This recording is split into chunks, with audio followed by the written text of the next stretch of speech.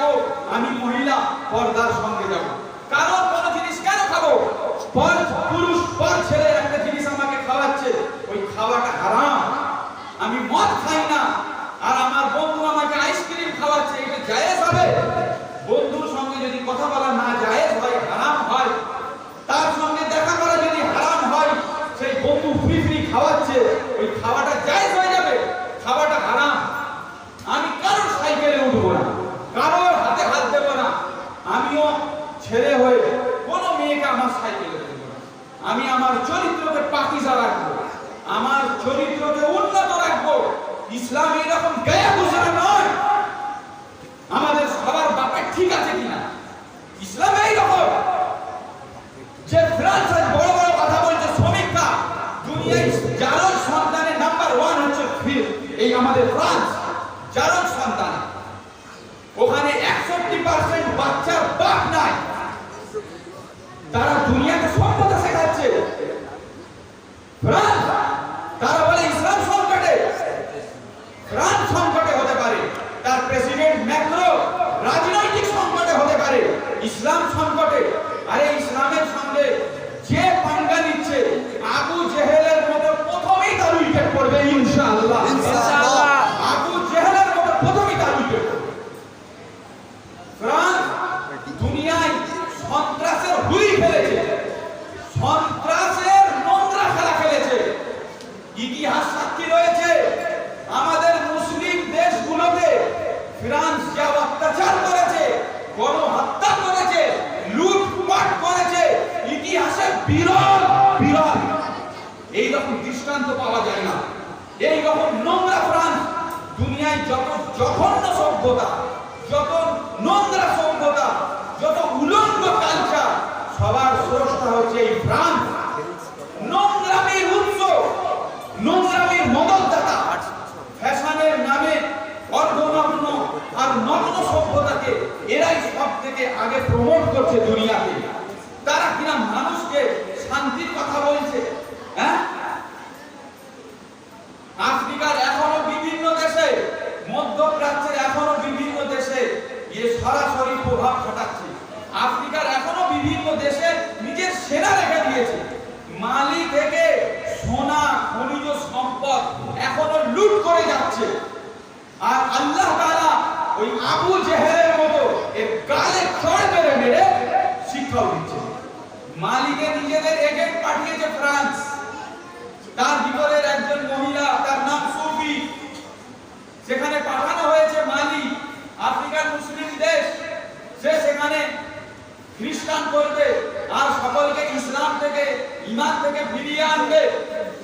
সে বন্দী হয়ে গিয়েছিল ওখানে মুসলিম গ্রুপের হাতে। সেই সুফি পরে এসে বলেছে যে ইসলামিক গ্রুপের কাছে আমি বন্দী ছিলাম, তারা খুব উত্তম চরিত্রবান ছিল, তারা আদর্শবান মানুষ ছিল। সেই সুফিকে যখন আপনার মালি মুসলিম গ্রুপ যখন অ্যারেস্ট করেছিল, বেশ কিছু বছর পর, এই আপনার সপ্তাহ দুয়েক আগে হবে, মাসখানেকের ভিতরে সেই গ্রুপ ছেড়ে দেয়। সুফি ওখান থেকে ফ্রান্স আসছে। ফ্রান্সের সুফিকে অভ্যর্থনা জানানোর জন্য ফ্রান্সের প্রেসিডেন্ট ম্যাক্রো হাজির এয়ারপোর্টে। সুফি যখন ফ্লাইট থেকে নামছে, ম্যাক্রো অভ্যর্থনা জানানোর জন্য, ইস্তেকবাল করার জন্য আগে গিয়ে বলছে সুফি সুফি। তখন ওই মহিলা সুফি, তার মাথায় পর্দা ছিল, উড়না ছিল। তখন ম্যাক্রোকে বলছে, আমাকে সুফি বলবে না, আমার নাম মারিয়াম, আমি মুসলমান হয়ে গেছি। এয়ারপোর্টে সে নিজের কালেমায় শাহাদাত ফ্রান্সের এই ইসলাম বিদ্বেষী প্রেসিডেন্ট ম্যাক্রোর মুখে ছুড়ে দিয়েছেন যে নে আশহাদু আল্লা ইলাহা ইল্লাল্লাহ ওয়া আশহাদু আন্না মুহাম্মাদার রাসূলুল্লাহ। ম্যাক্রো পালানোর সুযোগ পায়নি। ছবি ধরা পড়ে গেছে, খুব ভাইরাল হয়েছে সোশ্যাল মিডিয়াতে যে ম্যাক্রো তুমি ইসলাম বিদ্বেষ প্রচার করছো, ছড়াচ্ছ, দেখো তোমার যারা আস্থার মানুষ, আস্থা ভাজন, তারা ইসলামের এই সুশীতল ছায়ায় চলে আসছে, তুমি এদের কাউকে আটকাতে পারবে না। মুসলিম দেশগুলোতে লুটপাট করছে।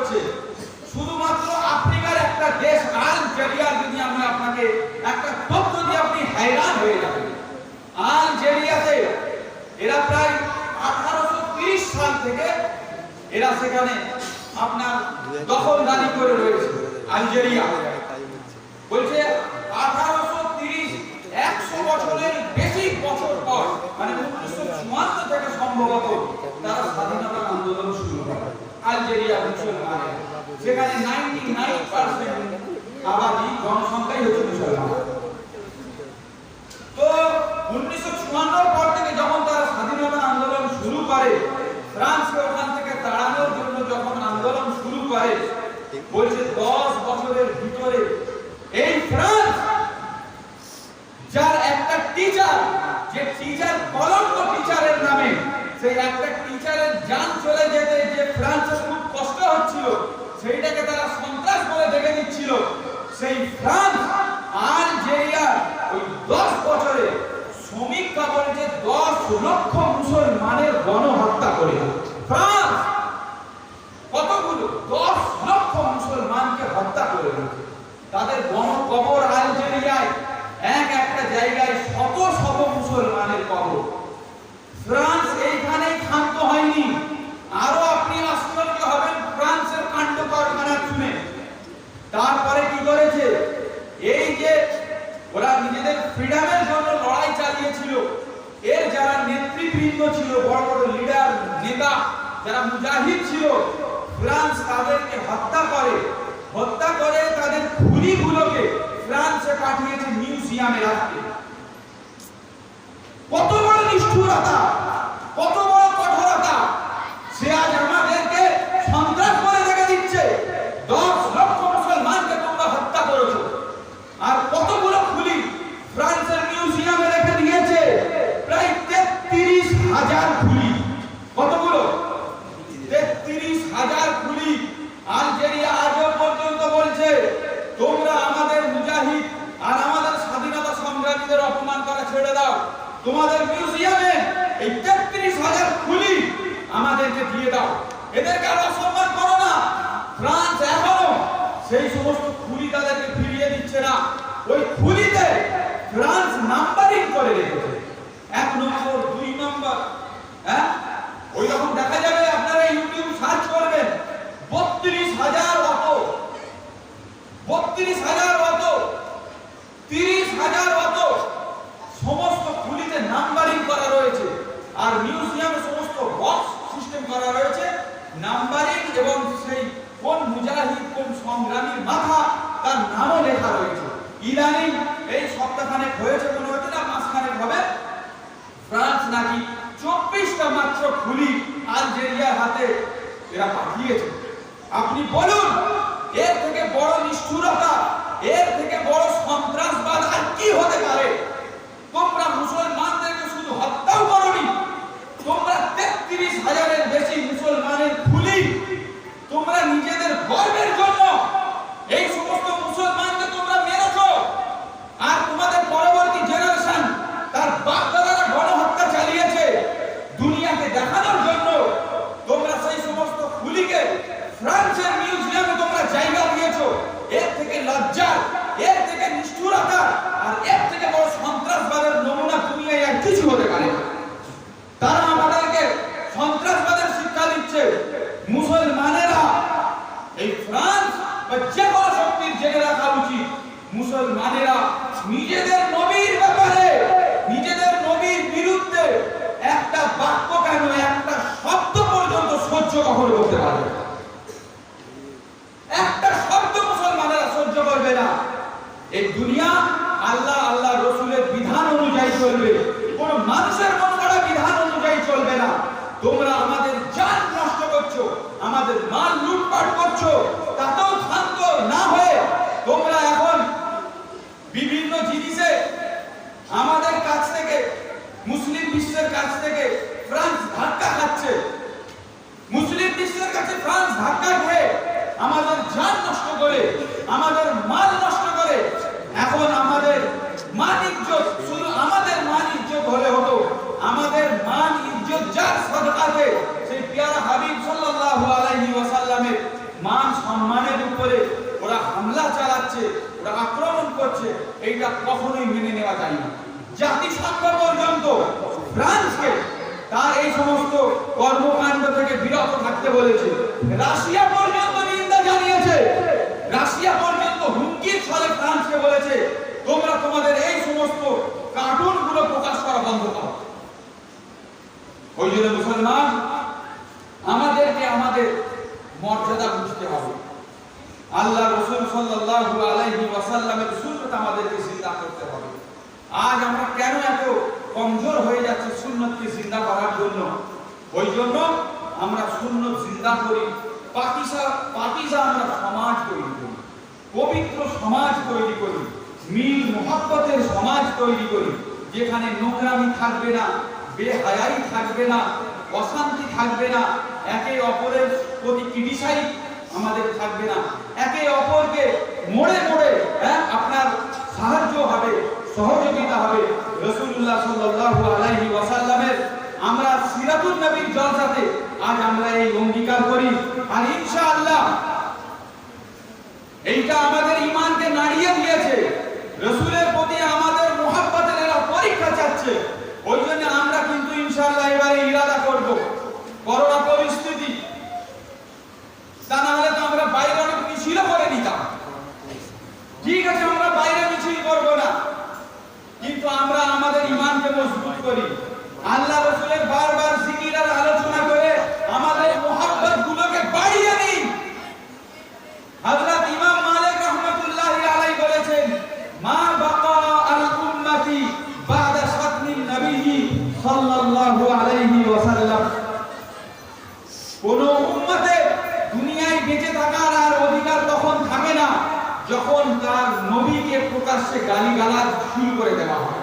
সেই উম্মতের আর বাঁচার অধিকার নেই। এই কি উম্মত, এর নবীকে গালি দেওয়া হচ্ছে। ওই জন্য আমরা নিজের মুহাব্বত, নবীর মুহাব্বতকে আরেকবার প্রজ্বলিত করে নিই।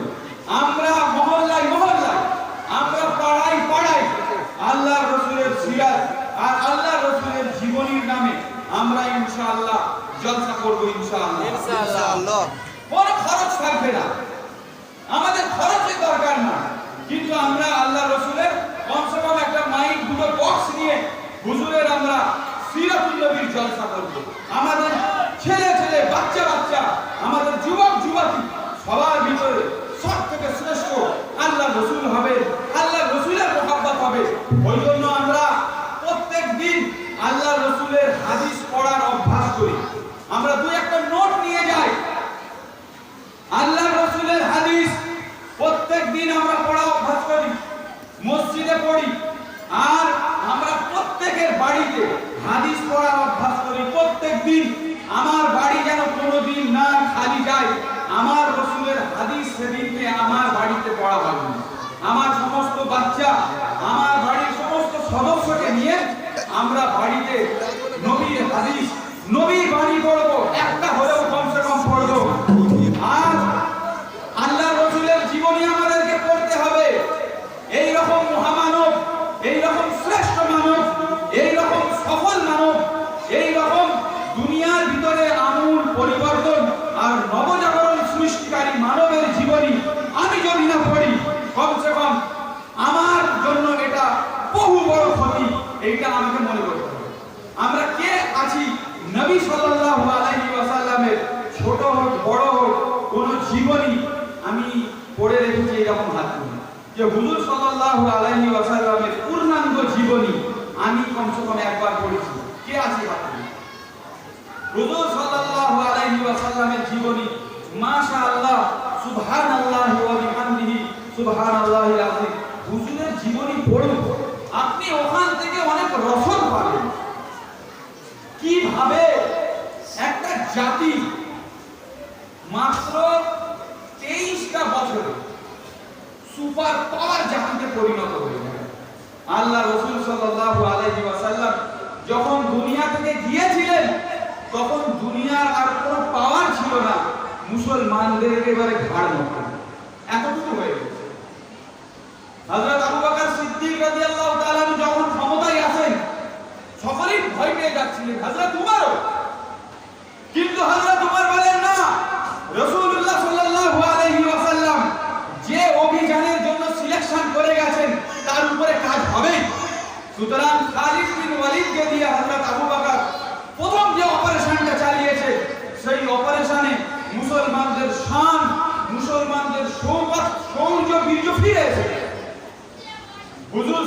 সাল্লাল্লাহু আলাইহি ওয়াসাল্লাম মাত্র 23টা বছরে এইরকম ইসলামকে সুপার পাওয়ার করে দিয়েছিলেন। তো কিভাবে করেছিলেন? তিনি শুধু রাষ্ট্র নয়, সমাজ তৈরি করেছিলেন। সমাজ নয়, ব্যক্তি ব্যক্তি তৈরি করেছিলেন। তিনি প্রত্যেক মহিলাকে তৈরি করে দিয়েছিলেন, প্রত্যেক বাচ্চাকে তৈরি করে দিয়েছিলেন, প্রত্যেক পুরুষকে তিনি যোগ্য তৈরি করে দিয়েছিলেন। দয়ার আধার, মায়ার আধার, হক আদায় করনেওয়ালা। সেটা কিভাবে সম্ভব হয়েছিল? 13টা বছর মক্কায় তো খুবই নির্মমভাবে জীবন কেটেছে, করুণ পরিস্থিতিতে মক্কায় কেটেছে। তাহলে বাকি 10টা বছর কিভাবে 10টা বছরে একটা জাতি সুপার পাওয়ার হয়ে যায়, আর তারাই আগামীতে দুনিয়ার অর্ধেকের বেশি তারা রাজত্ব করে। কিভাবে সেই ইসলামের নবী কি ফলো করেছে, আর মুসলমানরা যে দুনিয়ায় যে শান্তি, সাম্য, সৌহার্দ্য, সৌজন্য, উদারতা, স্বাধীনতা যে দুনিয়ায় দিয়ে গেছে, বাকি যে সমস্ত শাসকরা দুনিয়ায় এসেছে এসব ললিপপ দেখাচ্ছে, শান্তি দুর্নীতি মুক্ত ললিপপ, আর শান্তির বদলে আমাদেরকে দিচ্ছে সন্ত্রাসবাদের কুয়ো, মারো ওতে ঝাঁপ। আর আমাদের দুর্নীতি মুক্ত সমাজের বদলে তার পরিবর্তে আমরা দুর্নীতিগ্রস্তই সব পাচ্ছি। কিন্তু হুজুর সাল্লাল্লাহু আলাইহি ওয়াসাল্লাম কিভাবে ব্যক্তি থেকে পরিবার, পরিবার থেকে সমাজ, সমাজ থেকে রাষ্ট্রকে এই রকম উন্নতির শিখরে নিয়ে চলে গেলেন, ওই জন্য সেই জীবনী আমাদের সবার জন্য পড়া দরকার। কত বড় মহামানব! 23টা বছরের 10টা বছর, 23টা বছরের 13 বছর আপনি বাদ দিন, কিন্তু সেই 13 বছরেও শিক্ষণীয় জিনিস আছে। কিভাবে 13টা বছর সংক্ষিপ্ত ভাবে হলেও নিজের কার্যক্রম চালিয়ে গেলেন। ওই জন্য নবী সাল্লাল্লাহু আলাইহি ওয়াসাল্লামের জীবনীও আমাদের পড়া দরকার। আল্লাহর রাসূলের মুহাব্বত কবে তো বুঝে আসবে, তিনি পদে পদে পাঠে পাঠে কি রকম মেহনত করেছেন, কি রকম কাজ করেছেন, বলবো ইনশাআল্লাহ। সময় অনেক হয়ে যাচ্ছে, আমি এই 2-4টে কথা বলি যে আমরা ছেলে হই, মেয়ে হই, আমরা আল্লাহ রাসূলের সুন্নাত জিন্দা করি। আল্লাহর ওয়াস্তে বেপরদা আমরা থাকবো না। আর ইসলাম যেটাকে হারাম করছে, আমরা গান বাজনা ছেড়ে দিই, আমরা মদ ছেড়ে দিই, আমরা জুয়া ছেড়ে দিই, আমাদের সমাজকে মদিনার সমাজ, মদিনার মহল্লা তৈরি করি। আর আমাদের বাড়িতে বাড়িতে হাদিসের তালিম হোক, হাদিসের শিক্ষা হোক, একটা হলেও হাদিস প্রত্যেকদিন পড়ি। এই হাদিসের নূরে আমার ঘর নূরানি হয়ে যাবে, বলুন সুবহানাল্লাহ। আমরা আল্লাহ রাসূলের জীবনী পড়ি, আমরা আল্লাহ রাসূলের জীবনী পড়ি, ইনশাআল্লাহ দরকার হয় আমরা হুজুর সাল্লাল্লাহু আলাইহি ওয়াসাল্লামের জীবনী সম্বলিত কোনো গুরুত্বপূর্ণ বই আগামীতে আমরা ডিস্ট্রিবিউট করব। আমরা মানুষের বাড়ি বাড়ি হাদিস পৌঁছে দেব। এর সমুচিত জবাব এটাই হবে, আমরা অনেক ঘুমিয়েছিলাম, গাফলতে ছিলাম, ফ্রান্স আমাদের গাফলত ভেঙে দিয়েছে, আমাদের সত্যি ঈমান কমজোর ছিল, ওই জন্য কাল যেরকম আমাদের নবীকে গালি খেতে হয়েছে, আজ আমরা 200 কোটি হওয়া সত্ত্বেও আমাদের নবীকে এখনো গালি খেতে হচ্ছে। আমাদের নবী আমাদের জন্য পেরেশান, কিন্তু আমরা গাফলত। ইনশাআল্লাহ ফ্রান্স যদি আমাদের সেই গাফলতে ঠেস পৌঁছে থাকে, আমাদের প্রেস্টিজে যদি কিছু হলেও আঘাত করে থাকে, ইনশাআল্লাহ আমরা আল্লাহ রাসূলের সেই হাদিসকে, সেই সুন্নাতকে, সেই জীবনীকে সারা জীবন এই রকম আমরা তুলে ধরবো। ইনশাআল্লাহ এর বাইরে আমরা আসবো না, বলবো ইনশাআল্লাহ। আল্লাহ আমাদের সবাইকে তৌফিক দান করুক। আমাদের একটা ইউটিউব চ্যানেল আছে, समझदारों की दुनिया, समझदारों की दुनिया ইউটিউব চ্যানেল আপনারা সাবস্ক্রাইব করবেন। এই সমস্ত জলসা আপনারা ওখান থেকে পেয়ে যাবেন। আর ইনশাআল্লাহ আমাদের মসজিদে আগামীতে যে সমস্ত কার্যক্রম হবে, যে সমস্ত প্রোগ্রাম হবে, সেই সমস্ত ভাইরা ইরাদা করেছে জুমার সে সমস্ত লাইভ তারা করতে চায়, তো এই চ্যানেল আপনারা সাবস্ক্রাইব করবেন, এর সঙ্গে জুড়বেন ইনশাআল্লাহ। এতে আপনারা অনেক কিছু পেয়ে যাবেন এবং আগামীতে ইনশাআল্লাহ আমাদের যে সমস্ত ভালো ভালো প্রোগ্রাম হবে আমরা এই সমস্ত চ্যানেলের মাধ্যমে আমরা দেখতে পাবো। আমাদের নিজস্ব একটা চ্যানেল, নামটা মনে থাকবে, समझदारों की दुनिया। ঠিক আছে, দরকার হয় একটু বোর্ডে আমরা লিখে দেওয়া হবে, ঠিক আছে, মানুষ যাতে স্পেলিংটা বুঝে যায়। আর একটু সাবস্ক্রাইব করে নেবেন। দরুদ শরীফ পড়ি, আল্লাহুম্মা সাল্লি আলা। স্কুলে যাব, আমি মহিলা পর্দার সঙ্গে যাব, কারণ কোন জিনিস কেন খাবো? পর পুরুষ, পর ছেলে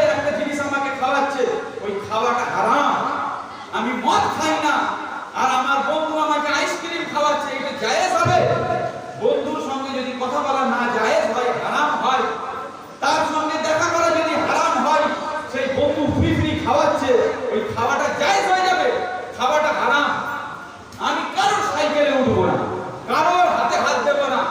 আমিও ছেলে হয়ে কোনো মেয়েকে আমার সাইকেলে দেবো না। আমি আমার চরিত্রকে পাকিজা রাখবো, আমার চরিত্রকে উন্নত রাখবো। ইসলাম এরকম গায়া গুজরা নয় আমাদের সবার বাপের ঠিক আছে কিনা। ইসলাম এইরকম যে ফ্রান্স আজ বড় বড় কথা বলছে, শ্রমিকরা দুনিয়ায় জারজ সন্তানের নাম্বার 1 হচ্ছে এই আমাদের ফ্রান্স। জারজ সন্তান, ওখানে 61% বাচ্চার বাপ নাই। তারা দুনিয়াকে সভ্যতা শেখাচ্ছে। ফ্রান্স, তারা বলে ইসলাম সংকটে। ফ্রান্স সংকটে হতে পারে, তার প্রেসিডেন্ট ম্যাক্রো রাজনৈতিক সংকটে হতে পারে, ইসলাম সংকটে। আরে ইসলামের সঙ্গে যে পাঙ্গা নিচ্ছে, আবু জেহেলের মতো প্রথমেই তার উইকেট পড়বে ইনশাআল্লাহ। আবু জেহেলের মতো প্রথমেই তার উইকেট পড়বে।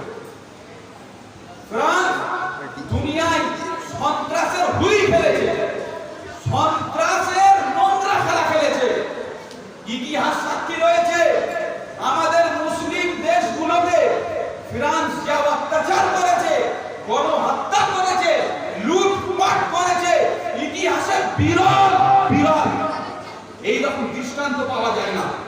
এইরকম নোংরা ফ্রান্স দুনিয়ায় যত জঘন্য সভ্যতা, যত নোংরা সভ্যতা, যত উলঙ্গ কালচার, সবার স্রষ্টা হচ্ছে এই ফ্রান্স। নোংরামির উৎস, নোংরামির মদতদাতা, ফ্যাশনের নামে অর্ধনগ্ন আর নগ্ন সভ্যতাকে এরাই সব থেকে আগে প্রমোট করছে দুনিয়াতে। তারা কিনা মানুষকে শান্তির কথা বলছে। হ্যাঁ, আফ্রিকার এখনো বিভিন্ন দেশে, মধ্যপ্রাচ্যের এখনো বিভিন্ন দেশে সরাসরি প্রভাব খাটাচ্ছে। আফ্রিকার এখনো বিভিন্ন দেশে নিজের সেনা রেখে দিয়েছে। মালি থেকে সোনা, খনিজ সম্পদ এখনো লুট করে যাচ্ছে। আর আল্লাহ তাআলা ওই আবু জেহেলের মতো এর গালে চড় মেরে মেরে শিক্ষাও দিচ্ছে। মালিকে নিজেদের এজেন্ট পাঠিয়েছে ফ্রান্স, তার ভিতরের একজন মহিলা, তার নাম সুফি, সেখানে পাঠানো হয়েছে মালি, আফ্রিকার মুসলিম দেশ। সে সেখানে খ্রিস্টান করবে আর সকলকে ইসলাম থেকে, ঈমান থেকে ফিরিয়ে আনবে। সে বন্দী হয়ে গিয়েছিল ওখানে মুসলিম গ্রুপের হাতে। সেই সুফি পরে এসে বলেছে যে ইসলামিক গ্রুপের কাছে আমি বন্দী ছিলাম, তারা খুব উত্তম চরিত্রবান ছিল, তারা আদর্শবান মানুষ ছিল। সেই সুফিকে যখন আপনার মালি মুসলিম গ্রুপ যখন অ্যারেস্ট করেছিল, বেশ কিছু বছর পর, এই আপনার সপ্তাহ 2-1 আগে হবে, মাসখানেকের ভিতরে সেই গ্রুপ ছেড়ে দেয়। সুফি ওখান থেকে ফ্রান্স আসছে। ফ্রান্সের সুফিকে অভ্যর্থনা জানানোর জন্য ফ্রান্সের প্রেসিডেন্ট ম্যাক্রো হাজির এয়ারপোর্টে। সুফি যখন ফ্লাইট থেকে নামছে, ম্যাক্রো অভ্যর্থনা জানানোর জন্য, ইস্তেকবাল করার জন্য আগে গিয়ে বলছে সুফি সুফি। তখন ওই মহিলা সুফি, তার মাথায় পর্দা ছিল, উড়না ছিল। তখন ম্যাক্রোকে বলছে, আমাকে সুফি বলবে না, আমার নাম মারিয়াম, আমি মুসলমান হয়ে গেছি। এয়ারপোর্টে সে নিজের কালেমায়ে শাহাদাত ফ্রান্সের এই ইসলাম বিদ্বেষী প্রেসিডেন্ট ম্যাক্রোর মুখে ছুড়ে দিয়েছেন যে নে আশহাদু আল্লা ইলাহা ইল্লাল্লাহ ওয়া আশহাদু আন্না মুহাম্মাদার রাসূলুল্লাহ। ম্যাক্রো পালানোর সুযোগ পায়নি, ছবি ধরা পড়ে গেছে, খুব ভাইরাল হয়েছে সোশ্যাল মিডিয়াতে যে ম্যাক্রো তুমি ইসলাম বিদ্বেষ প্রচার করছো, ছড়াচ্ছো, দেখো তোমার যারা আস্থার মানুষ, আস্থা ভাজন, তারা ইসলামের এই সুশীতল ছায়ায় চলে আসছে, তুমি এদের কাউকে আটকাতে পারবে না। ফ্রান্স মুসলিম দেশগুলোকে লুটপাট করছে। শুধুমাত্র আফ্রিকার একটা দেশ আলজেরিয়া, যদি আমি আপনাকে একটা তথ্য দিয়ে আপনি हैरान হয়ে যাবেন। আলজেরিয়াতে এরা প্রায় 1830 সাল থেকে এরা সেখানে আপনার দখলদারি করে রয়েছে। আলজেরিয়া বলছে 1830, 100 বছরের বেশি বছর পর, মানে 1954 থেকে সম্ভবত তারা স্বাধীনতা আন্দোলন শুরু করে। মুসলমানের, সেখানে 99% আবাদি জনসংখ্যাই হচ্ছে মুসলমান। তো 1954 পর থেকে যখন তারা স্বাধীনতা আন্দোলন শুরু করে, ফ্রান্সকে ওখান থেকে তাড়ানোর জন্য যখন আন্দোলন শুরু করে, বলছে 10 বছরের ভিতরে এই ফ্রান্স, যার একটা টিচার, যে টিচার কলঙ্ক টিচারের নামে, সেই একটা টিচারের জান চলে যেতে যে ফ্রান্সের খুব কষ্ট হচ্ছিল, সেইটাকে তারা সন্ত্রাস বলে দেখে দিচ্ছিল, সেই ফ্রান্স আলজেরিয়া ওই 10 বছরে সমীক্ষা বলছে 10 লক্ষ মুসলমানের গণহত্যা করে। ফ্রান্স কতগুলো 10 লক্ষ মুসলমানকে হত্যা করে দিয়েছে। তাদের গণকবর আলজেরিয়ায় একটা জায়গায় শত শত মুসলমানের কবর। ফ্রান্স এইখানেই ক্ষান্ত হয়নি, আরো আপনি আশ্চর্য হবেন ফ্রান্সের কাণ্ড কারখানা শুনে।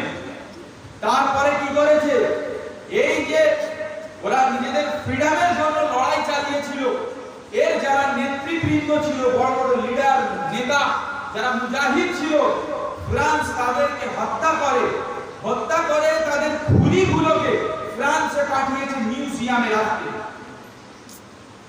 কত বড় নিষ্ঠুরতা, কত বড় কঠোরতা! সে আজ আমাদেরকে সন্ত্রাস বলে দেখে দিচ্ছে। 10 লক্ষ মুসলমানকে তোমরা হত্যা করেছো, আর কতগুলো খুনি ফ্রান্সের মিউজিয়ামে রেখে দিয়েছে, প্রায় 33,000 খুনি। কতগুলো? 33,000 খুনি। আলজেরিয়া আজও পর্যন্ত বলছে, তোমরা আমাদের মুজাহিদ আর আমাদের স্বাধীনতা সংগ্রামীদের অপমান করা ছেড়ে দাও, তোমাদের মিউজিয়ামে এই 33,000 খুনি আমাদেরকে দিয়ে দাও, এদেরকে আর অসম্মান করো না। ফ্রান্স এখনো সেই সমস্ত খুনি তাদেরকে ফিরিয়ে দিচ্ছে না। ওই খুনিতে ফ্রান্স নাম্বারিং করে রেখেছে, 1 নম্বর 2 নম্বর।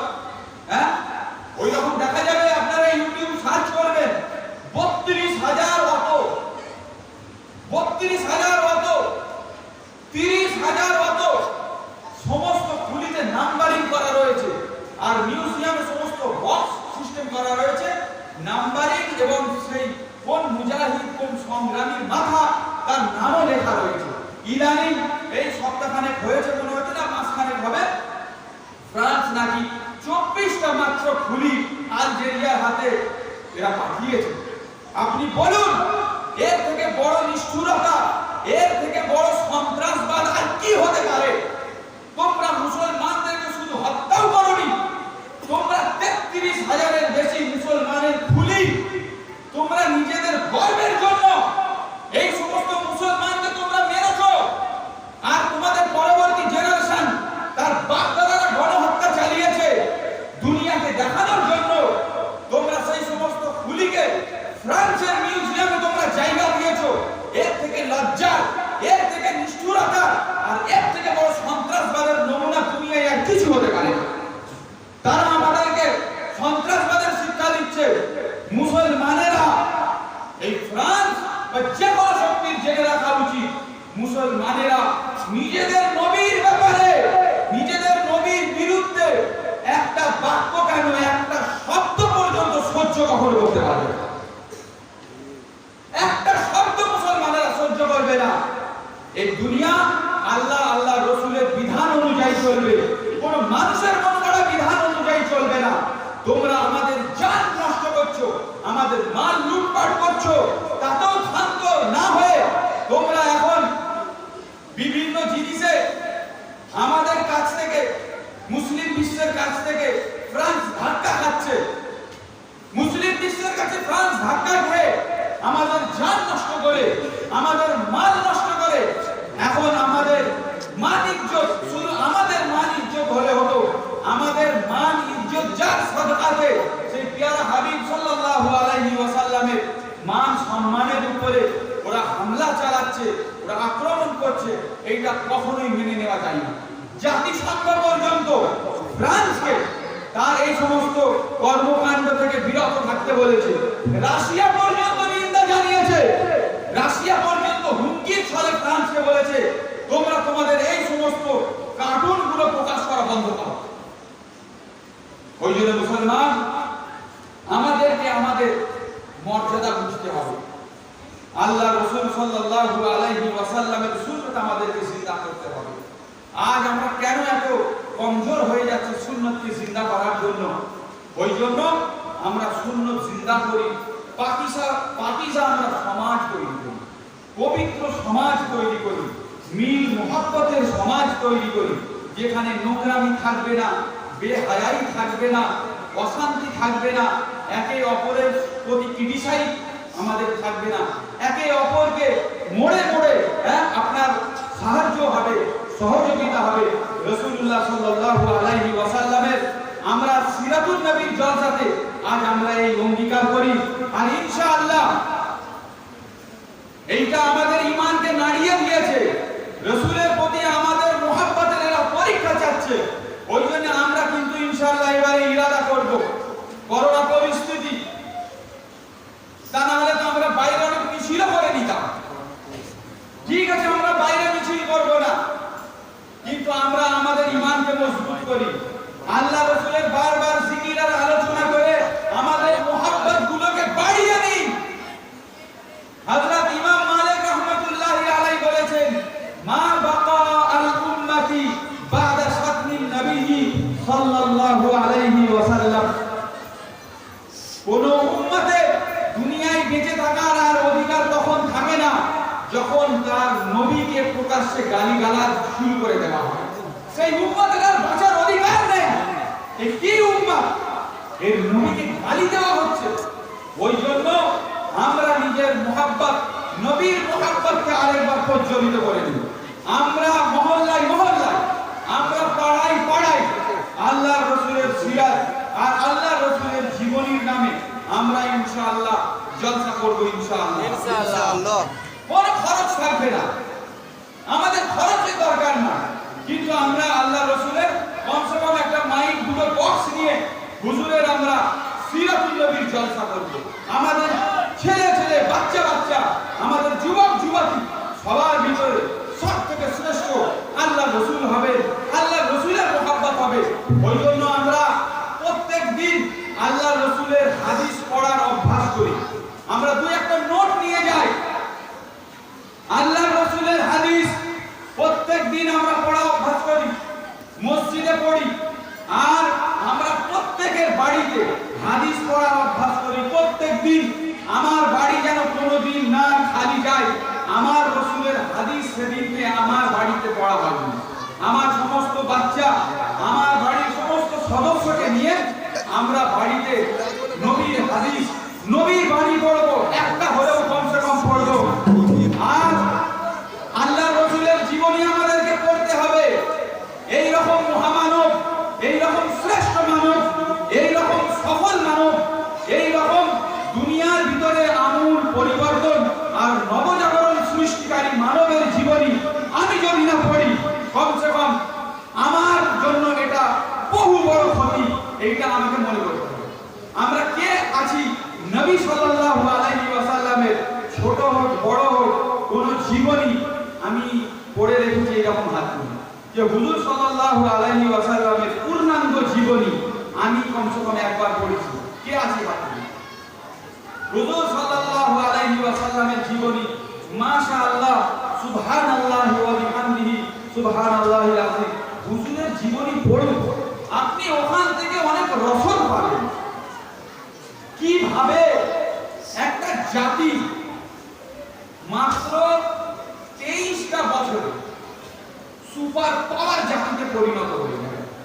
আল্লাহ রাসূল সাল্লাল্লাহু আলাইহি ওয়াসাল্লাম যখন দুনিয়া থেকে গিয়েছিলেন তখন দুনিয়ার আর কোনো পাওয়ার ছিল না, মুসলমানদের একেবারে ঘাড় মতো এতটুকু হয়ে গেছে।